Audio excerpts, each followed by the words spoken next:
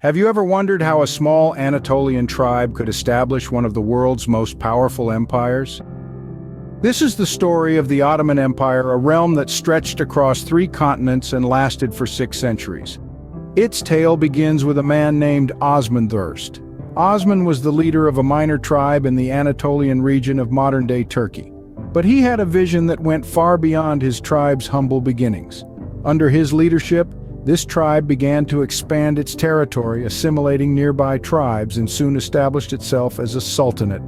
The successors of Osman I continued this trend of expansion. Each new sultan added to the empire's size and influence, conquering lands and peoples with a mix of military might and political savvy. The humble beginnings of this small Anatolian tribe were quickly forgotten as it grew in power and prestige, and thus the small Anatolian tribe gradually transformed into a formidable empire. So how did the Ottoman Empire reach its golden age? This is a question that has fascinated historians, scholars, and enthusiasts alike. Let's delve into this magnificent era where the empire saw unprecedented expansions and developments. The era of Sultan Murad II marked the beginning of the Golden Age. His reign was characterized by significant territorial expansions, including the annexation of much of the Balkans. Murad was a master tactician, his strategies in warfare still studied in military academies across the world. But his reign was not just about conquests. He laid the groundwork for administrative and military reforms that would later propel the empire to even greater heights. Then came Mehmed the Conqueror, a name that resonates with power and ambition. He is renowned for his most audacious act, the Siege of Constantinople in 1453.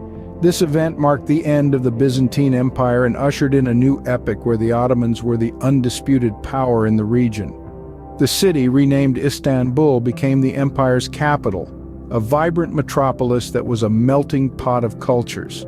The reign of Sulayman the Magnificent saw the empire reach its zenith. Sulayman wasn't just a great warrior, he was a visionary leader, a patron of arts and culture.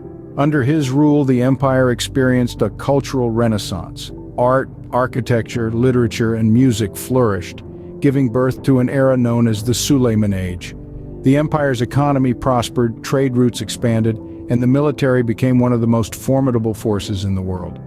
The Ottoman Empire, under these visionary sultans, was a beacon of cultural diversity and coexistence. It was a place where people of different religions and ethnicities lived side by side, contributing to the empire's rich tapestry of culture and tradition. The empire, at its zenith, stretched across 3 continents, a testament to its military prowess and efficient administration. The Golden Age of the Ottoman Empire was truly a period of remarkable achievement and progress, a chapter in history that continues to captivate us to this day. All empires rise, but they also fall. How did the decline of the Ottoman Empire begin? As with any story of rise and fall, the decline of the Ottoman Empire was a complex interplay of various factors. Let's delve into some of these contributing causes. Military defeats played a pivotal role. The Ottoman Empire, once known for its formidable military prowess, began to suffer significant losses. One such defeat was at the Battle of Vienna in 1683. This marked a turning point as it ended the empire's expansion into Europe. Economic issues were another major factor. The empire's economy, once thriving and robust, started to falter. Increased competition from Europe, especially in the lucrative spice trade, led to a decrease in revenue. Moreover, corruption and mismanagement within the empire exacerbated these economic difficulties. Internal problems also contributed to the decline. The sultans, who had once been strong and effective leaders, were now often seen as weak and incapable. The Janissaries, the empire's elite infantry units, became more interested in political power than military duty. This internal strife weakened the empire's administrative structure, causing further instability. Significant events further underscored the empire's decline. One such event was the Treaty of Karlowitz in 1699. This treaty marked the first time the Ottoman Empire had to give up territory by force. They lost significant territories, including Hungary and Transylvania, marking a stark reversal from their previous territorial gains. The empire's decline was slow and drawn out over many years. But each military defeat, each economic downturn, and each internal problem chipped away at the empire's strength. The empire, once a powerful entity that struck fear into the hearts of its enemies, was now a shadow of its former self. The once mighty empire was gradually losing its strength both internally and externally. The sun was setting on the Ottoman Empire, making way for a new world order. As we explore further, we'll see how this decline culminated in the empire's eventual fall. So what led to the final downfall of the Ottoman Empire? To answer that, let's take a look at the empire's involvement in World War I. The empire, already in decline, made a rather risky move by siding with the Central Powers. The Ottoman Empire hoped to regain territories lost to Russia and the Balkan states in previous wars. However, this move proved disastrous. The empire was ill-prepared for the scale and intensity of the war, and the conflict only accelerated the empire's decline. Following the end of World War I, the victorious Allies had a different plan for the empire. The Treaty of Sèvres, signed in 1920, partitioned the empire among the Allies. This was a major blow to the empire's sovereignty and pride. It led to the loss of much of its territory, and it was a clear indication that the empire's time was running out. But not all hope was lost. A figure emerged from the ashes of the empire, a man who would change the course of history, Mustafa Kemal Atatürk. A war veteran and a charismatic leader, Atatürk led the War of Independence against the Allies. He rallied his people, inspiring them with a vision of a modern, independent nation. His efforts bore fruit, and the Republic of Turkey was born. The new republic was a stark departure from the old empire. It was secular, modern, and Western-oriented.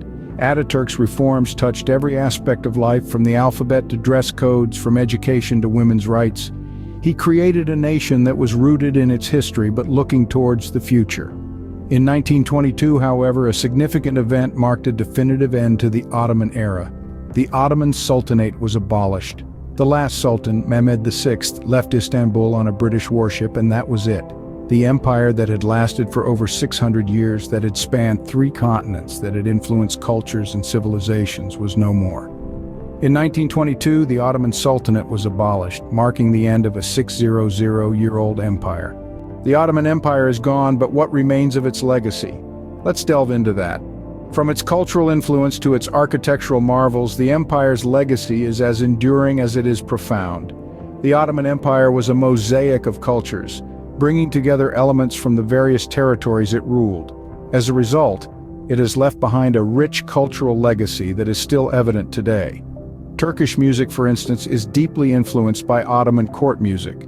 Similarly, Ottoman cuisine, a fusion of Middle Eastern, Balkan, and Central Asian flavors, has significantly shaped the culinary traditions of the region. On the architectural front, the Ottoman Empire was no less influential. The empire's architects designed some of the most iconic structures in the world. Istanbul's skyline, punctuated by the majestic domes and minarets of Ottoman architecture, tells a tale of the empire's grandeur. The Sultan Ahmed Mosque, also known as the Blue Mosque, and the Topkapi Palace are shining examples of Ottoman architectural creativity and sophistication. The Ottoman Empire's political legacy is also noteworthy. It was a pioneer in implementing a centralized administrative system which has influenced modern administrative structures in many countries. Moreover, the empire's legal code, the Kanun, served as a model for several legal systems in the Middle East and beyond. The empire's influence extends to modern-day Turkey and its former territories. For instance, the Turkish language, once written in Arabic script, was Latinized in the early 20th century, reflecting a move towards modernization that began in the late Ottoman period. Many former Ottoman territories, including Greece, Bulgaria, and Albania, still bear the imprint of the empire in their languages, customs, and traditions. The Ottoman Empire might have fallen, but its legacy continues to shape the world in countless ways. It's a testament to the empire's lasting impact that, centuries after its fall, we still see traces of its grandeur, its innovations, and its culture in our everyday lives. It's a legacy that's not just about the past, but also about the present and the future. From a small Anatolian tribe to a world empire, the story of the Ottoman Empire is truly fascinating. We've journeyed from its humble beginnings, where a small tribe dared to dream big and rose to become a formidable power. Then we marveled at its golden age, a time of unrivaled prosperity and innovation, where the empire was the envy of the world. But as with all great entities, decline was inevitable. We saw how internal strife and external pressures slowly chipped away at the empire's might, leading to its eventual fall.